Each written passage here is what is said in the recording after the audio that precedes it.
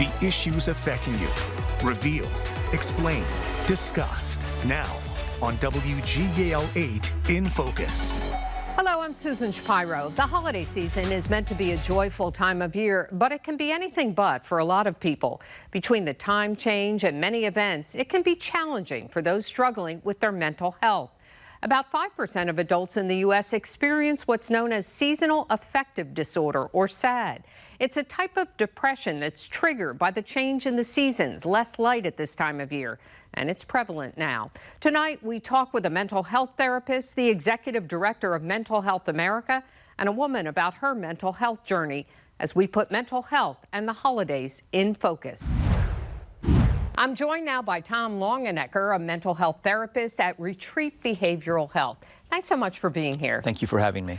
Tom, why is this such a difficult time for so many people? Yeah, that's a good question. I believe that there's several factors. One simply has to do with the seasons change, which is a difficult time. We're moving from a time where we're having much less daytime, much longer nighttime. At the same time, we're going through a holiday season, from Thanksgiving through Christmas, Hanukkah, New Year's. That's a very short period of time where there's an awful lot of activity packed in. And so our pacing becomes very elevated, and there's lots of expectations about what's going to happen during that time period, as well as simply balancing just the normal parts of life. I read somewhere where about 64% of people who are diagnosed with a mental health condition say this is a really difficult time. So I guess that on top of the diagnosis is really difficult. It certainly can be, again, because it adds several different kinds of stressors. Some of those stressors are, again, simply just being able to pace oneself through this time period, as well as all the other expectations that come upon us during this time.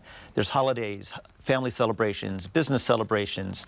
For families, sometimes it is just a matter of trying to keep pace with all of this, as well as just the normal parts of life. And I know we see so many ads, we see social media, and everything looks so perfect, and the expectation is very high. Imagine that doesn't help. Well, there's an inundation from media, and there's also the expectations that people also bring, the hopes about how families can come together, the expectation that families will provide a wonderful Christmas for their children, which also has a financial price tag, which adds other stressors, and then just the expectations that anybody else might simply bring about what they're hoping for in this season. What about the family dynamic? Sometimes you're getting together with family members you haven't seen for a long time that you don't often get together, and I imagine some of the dysfunction that may have existed comes up again. And those tend to not simply just wither away. Families are, that's one of the places where some of our most intense emotions and intense relationships are forged. And so when people who've often not seen each other for long periods of time come together, add that to the expectations, and then again, that condensed period of time, several series of holidays where people are coming together in close proximity, and then add also all the expectations and hopes that people might have, and all the unreconciled, unredeemed issues that they might be bringing. It's a powder keg. But it's not all bad, obviously. No. It is good to see family members. We surely hope so. Yeah. How can you make it like a good time with the family? Certainly. I think one of those issues is simply to recognize that there are new stressors, and to have some sense of power and ability to determine what am I going to do, what am I not going to do, how do I pace myself through this season, what are some of the, what am I going to do that really prioritizes those things that are important to me, outside of all the other pressures that tell me what that should be. But some of this is simply, like so many things, having agency, having a sense that I have a voice in my own life is perhaps one of the most significant things that people can do. That you have some control over how it's going to happen, or what's going to go down. Yeah. And organize to make that so.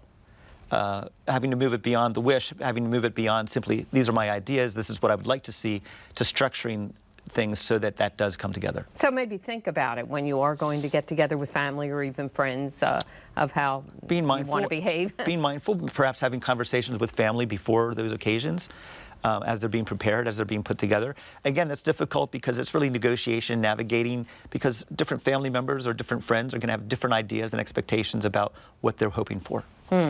All right, well, we'll continue this conversation because there are some things you can do this time of year to make yourself feel a little better. So we'll talk about that. Thank you.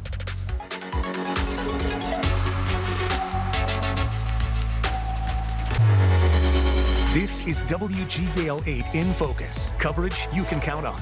We continue our conversation with Tom Longenecker, who's a mental health therapist at Retreat Behavioral Health. Again, thanks for being here. Tom, this time of year we hear a lot about seasonal affective disorder, or SAD. What is that?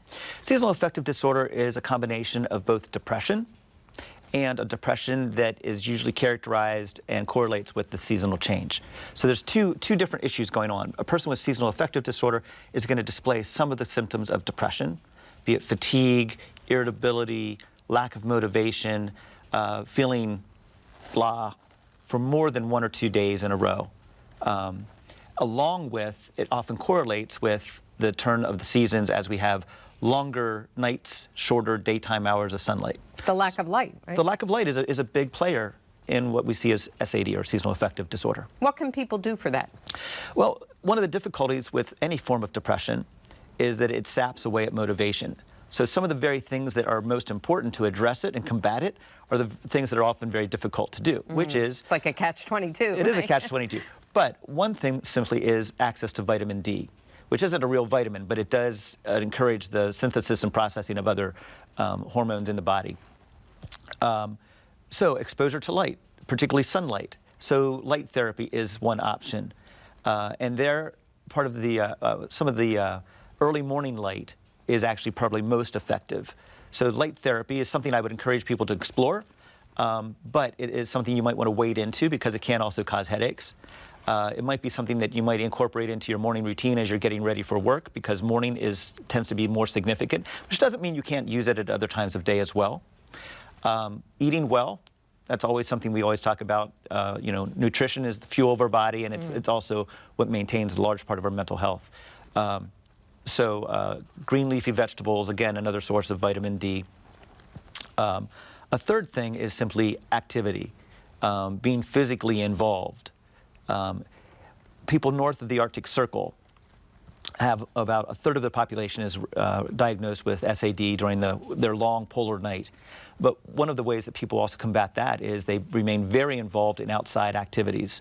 It's cold, but that also opens up other ways of recreation. And those are good things to do even if you don't have SAD, right? Certainly, certainly. What about also, how do you deal with the feeling of being overwhelmed this time of year? Because I imagine a lot of people feel like that there's so much to get done. And you don't have to have depression or SAD to feel overwhelmed.